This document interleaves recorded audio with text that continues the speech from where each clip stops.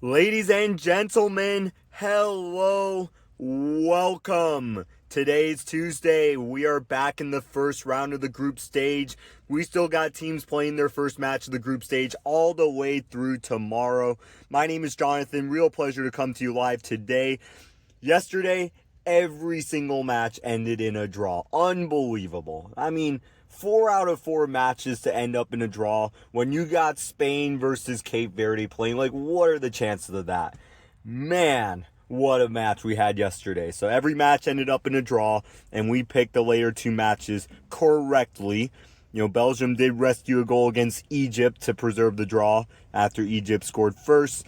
We'll go through all of it, but let's start with the man of the hour, the Cape Verde goalkeeper. Unbelievable. You can see the stats right there.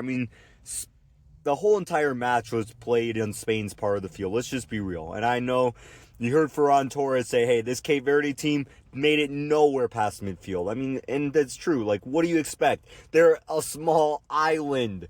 They have 300,000 people. I might even be overestimating that, but heck.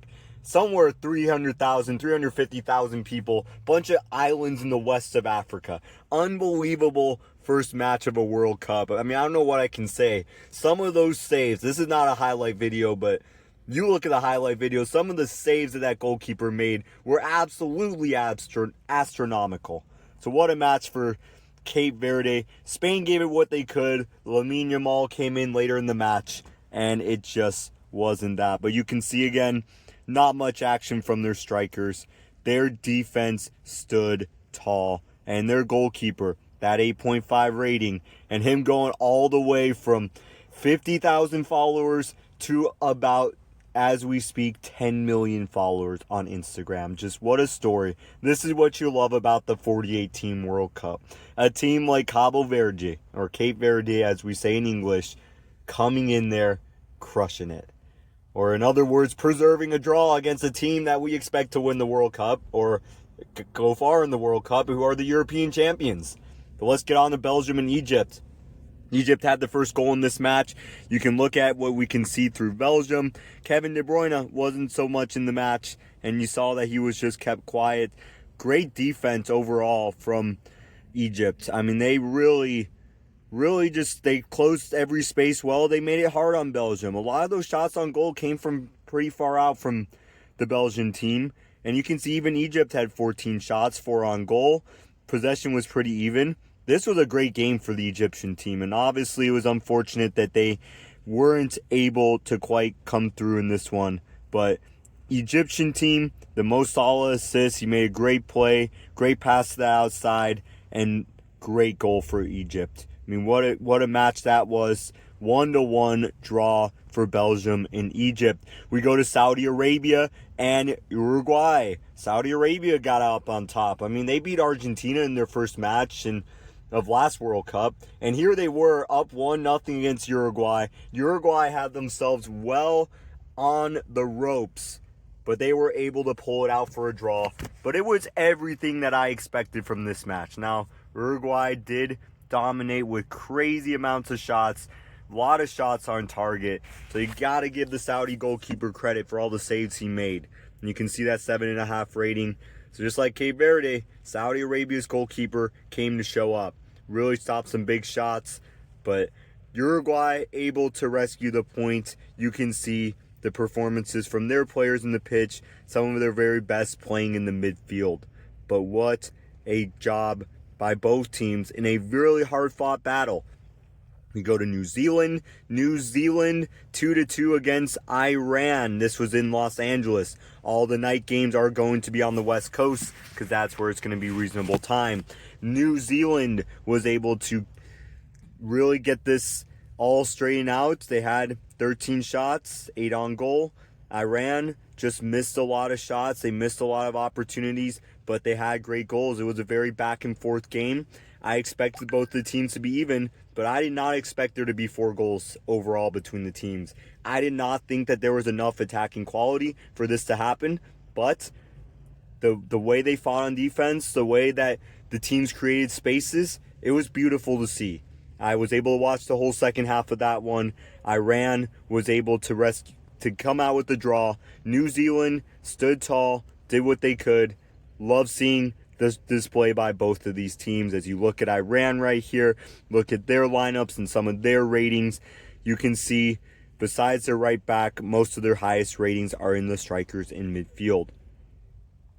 Enough of yesterday, the day of draws. Let's get on to today's matchups. We got coming up France and Senegal. Then we'll go to Boston, where Iraq is going to face off against Norway. And then in 9 o'clock Eastern in Kansas City, we got Argentina and Algeria. And then at 12 a.m. Eastern, 11 o'clock Central, 9 o'clock Pacific, Austria versus Jordan. Let's get to it. Let's get to the picks here. Today, I'm expecting 4 winners. Let's say the tide turns. We had 4 draws yesterday. More than enough draws for our liking. Let's go with 4 winners. France over Senegal, Norway over Iraq, Argentina over Algeria, and Austria over Jordan. That would be, if all those picks were single picks and you got them all right, and you put $10 on each one of them, if you placed it evenly, $40 would turn into $53.20. But if you wanted to put 20 on a 4-pick parlay and pick all the favorites today, that's what I'm doing. You can turn that into $72. That is more than 3.5 times your money here on Betr. With that being said, let's go to the teams. Let's go to the qualifying. We got France. France coming up here has really got through it easily. 5 wins, 1 draw in this group. Ukraine's usually a solid team, but they were unable to make it to this World Cup alongside Iceland and Azerbaijan. That's how you say that country's name. France, overall solid performance, but the talent all across the park. That is the headline for France. Obviously, Kylian Mbappe, 12 World Cup goals in 2 World Cups. That included 8 in the last World Cup. He has scored a total of 4 goals in the past 2 finals. And he is also one of only 2 teenagers to score a goal in a final. Only Pelé, at 17, scored in 1958 for Brazil in their first World Cup win. So here we are. Kylian Mbappe is back to add to his goal-scoring total. Ousmane Dembele is the reigning Ballon d'Or winner. He is going to be out there in that attack. Olise from Bayern Munich, he is such a great creator. This talent is just unbelievable. Unbelievable, the kind of talent that we see throughout the park here. And it would take me days to go through all of it. And it's absolutely staggering how many players. It's 75 players born in France who are playing for other teams in this World Cup. That is staggering. With that being said, let's go to Senegal. Senegal was able to win their group right over the Congo. Congo ended up making it through the playoff, but you can see very solid teams. They also went to the African Cup of the Nations final, and there was a very controversial moment where they walked off the pitch. They had won the match, but they ultimately forfeited. It was later ruled a forfeit because they walked off the pitch. That is what they have leading up to the tournament. Their big headliner, the best player to ever come from Senegal, the 3rd guy down on this list, Sadio Mane. Sadio Mane is in Saudi Arabia right now alongside Koulibaly, I believe that's how you say that name. And obviously you can see the top of the list right there, Nicholas Jackson playing for Chelsea. He had a strong season this year. So you can see Koulibaly is a defender. He played most of his career in Napoli, but now he goes to the Saudi League alongside Sadio Mane. You can see other players. Papa Gueye, I believe that's how you say that name. He's from Villarreal. He was the one who presumably scored that winning goal in the African Cup of Nations final before it got ruled a forfeit. But overall, solid talent all over the pitch. They've gone to plenty of World Cups here in this 21st century. Expect some solid performance for Senegal, but not today against France. Let's go to Iraq. They had as much as documented of a journey through this World Cup qualifying as you could possibly document. Very epic journey. So the left side. Second round there, they win their group. Third round, they placed third in their group. They barely missed the automatic spot that Jordan got. More on that in a bit. But then they go to the fourth round. They barely missed a spot against Saudi Arabia, who played yesterday. So now they got to go to the fifth round for an opportunity to go into the Intercontinental Final. And they edge it out in this two-legged tie against the United Arab Emirates. They get the spot in the final, one win away from making it. Bolivia earned their way to be their opponent, and then Iraq was able to get it done 2 months ago against Bolivia. Wow, what a journey they had. I mean, you look at it, look at South Korea and Jordan. They were in it after the third round. Saudi made it after the fourth round. Iraq had to go through 3 more matches and play hard and win those matches, but they did it. And you can look at their team. Quality, not so great compared to a lot of the other teams. We'll talk more about Norway. You can see some Saudi League guys, some Dutch League guys in here. But overall, you're not going to see big players who play in big teams and play in big matches. And that is something that is really going to impact Iraq throughout the tournament. But overall, great experiences for these guys. Norway, you can see Norway dominated a group that had Italy in it. If you do not know, Italy did not make this World Cup. They are the 4-time champions, but they have missed the last 3 World Cups. It is a big disgrace for that country's history to have missed 3 straight World Cups. Norway made it at the expense of Italy. They also had Israel and Estonia in their group as well. And you can see the Norway team, one clear headliner, Erling Haaland. He is considered, alongside Kylian Mbappe, to be the best striker in the world. He has been on Manchester City the last 4 years after 2 years in Borussia Dortmund. And you can also see Martin Odegaard. He was a prodigy, went to Real Madrid's academy at age 15, but then ultimately ended up in Arsenal. He's been a key part of Arsenal and everything that they've done lately. Sorloth for Atletico Madrid, alongside other players in German League, Portuguese League, English League, among others. But Norway has a very solid team. They're building a really solid program, far superior in talent to Iraq. We go to Argentina. Argentina dominated the clump of South American teams. We talked about that with Uruguay, talked about that with Ecuador in their previews, but just how many teams from South America fought it out just for Argentina to stand above all of them. Argentina clearly stood above the rest in South America.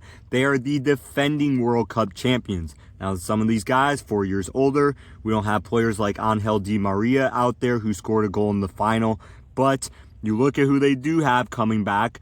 Lautaro Martinez, big time. Julian Alvarez was a substitute mainly in that 2022 World Cup. He is going to be featured in that starting role and do much the same that Angel Di Maria did in the last World Cup.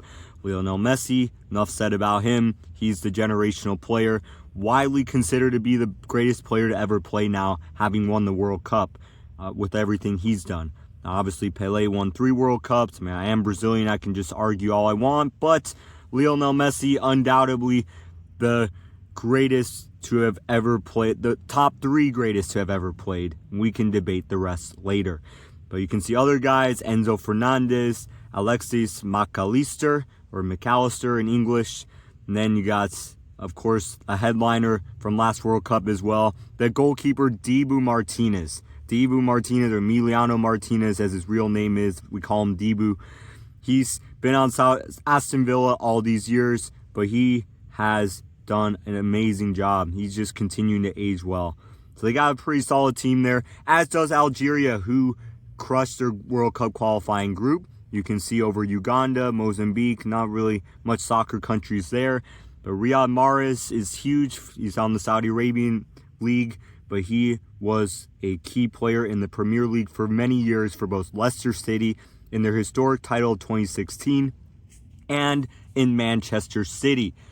We expect Riyad Mahrez to be a big playmaker for Algeria in this World Cup, but you still have a solid group of players, French League, German League, English League, and even AC Milan players who are pretty big players on those teams, and expect that they are going to show up well. But against a team like Argentina, I think this is not enough quality. Argentina is bound to take this match. We go to Austria. Austria won their group over Bosnia. Bosnia put up a hard-fought effort, as did Romania. But Austria won their group, and they were able to make it to the World Cup straight from the group. Now, Bosnia obviously made it. They drew their first match against Canada. They got through in the playoff at the expense of Italy. Again, back to the theme of Norway. With that being said, Austria does have some very solid players, including Bayern Munich, Borussia Dortmund, alongside Red Bull Leipzig. David Alaba has been a key part of their team for many, many years, but he has not played so much at Real Madrid this year. Hopefully, David Alaba can do something for Austria here in this World Cup as he gets another opportunity.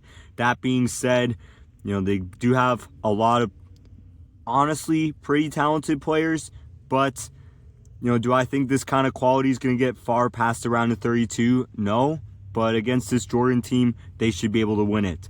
You look at Jordan. Jordan did well in the second round. They got to the third round, and they were able to take 2 of the automatic spots in the group. And we talked about how Iraq barely fell short of the automatic spot. Jordan was able to get it over them. So Jordan made it straight to this World Cup. It was a big one for Jordan.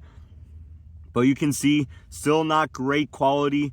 You got a couple French League and Saudi League guys, but a lot of their players play locally, play pretty close by. So this is one of those things here that, again, the quality is not really much to write home about, and you got this Austrian team who made it through Europe quite well. Expect Austria to win this match. That is a wrap for today.